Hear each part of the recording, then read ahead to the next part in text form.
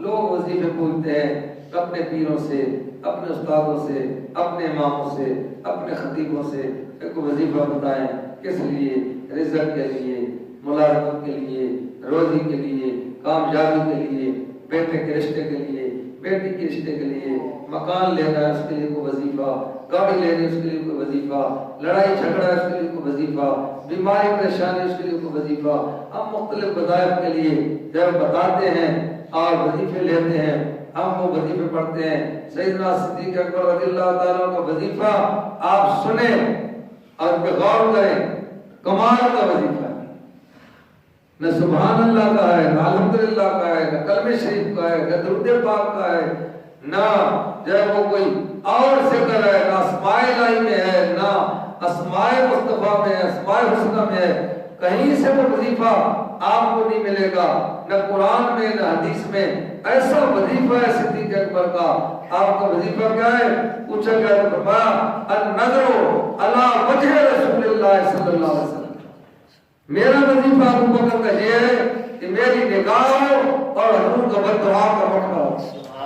میں دیکھتا رہوں، کوئی تسبیح نہ پڑھوں، کوئی ذکر نہ کروں، مجھے اس میں جو سکون ہے میری نگاہ ہو۔ اور ابو بکر فرماتے ہیں میری نظر ہو اور آمنہ کے لال کا چہرہ ہو، دیکھتا چلا جاؤں، دیکھتا چلا جاؤں۔ میرا وظیفہ النظر علی وجہ رسول اللہ صلی اللہ علیہ وسلم، کہ میری نظر ٹکی رہے مصطفیٰ علیہ السلام کے چہرے پر۔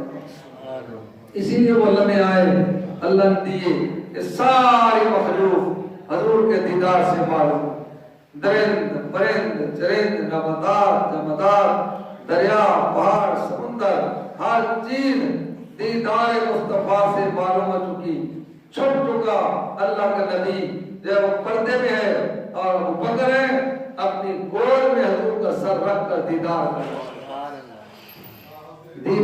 رہے ہیں، اندھیرے میں، سویرے میں، دن میں، رات میں، کئی دن کئی راتیں دیدار کر رہے ہیں۔ فرماتے ہیں صحابہ کرام کی جو صحابی کی تعریف ہے، جو محدثین اولیاء فرماتے ہیں کہ صحابی کیسے بنتا ہے، صحابی کس طرح ہوتا ہے؟ عبادت سے، تقوی سے نہیں، طواف سے، حج سے، عمرے سے نہیں، اس طرح صحابی نہیں بنتا۔ فرمایا صحابی یوں بنتا ہے کہ ایمان کی نگاہ کے ساتھ ایک مرتبہ رخ انور کو دیکھ، حضور کا دیدار کر لے، وہ صحابی ہو جائے۔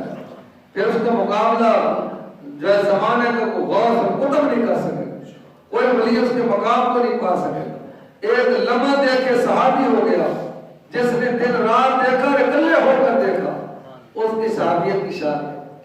اسی لیے تو فرماتے ہیں افضل البشر بعد الانبیاء، صدیق اکبر رضی اللہ تعالیٰ کا مرتبہ ہے انبیاء کرام کے بعد اگر کسی کا مقام ہے امتوں میں اور اس امت مسلمہ میں، وہ ابو بکر صدیق رضی اللہ تعالیٰ